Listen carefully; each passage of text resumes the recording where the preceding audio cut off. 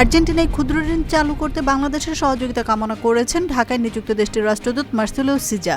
আজ রাষ্ট্রীয় অতিথি ভবন যমুনায় প্রধান উপদেষ্টার সঙ্গে সাক্ষাৎকালে এই সহযোগিতা কামনা করেন আর্জেন্টাইন রাষ্ট্রদূত।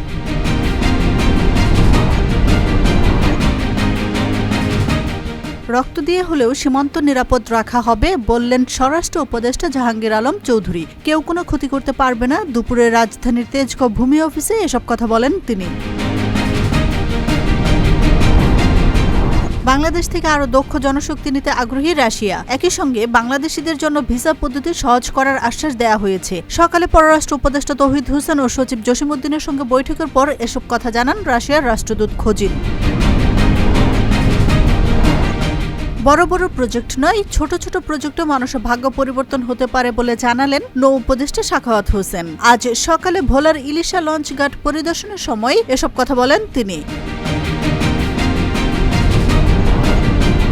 পলিথিন প্লাস্টিক সস্তা নয়, বরং পলিথিন প্লাস্টিক জনজীবনকে হুমকির মুখে ফেলছে। তাই বিকল্প হিসেবে চটের বা কাপড়ের ব্যাগ ব্যবহার বাড়ানোর আহ্বান জানিয়েছেন পরিবেশ উপদেষ্টা রিজওয়ানা হাসান। আজ নগরের থিয়েটার ইনস্টিটিউটে এই আহ্বান জানান তিনি।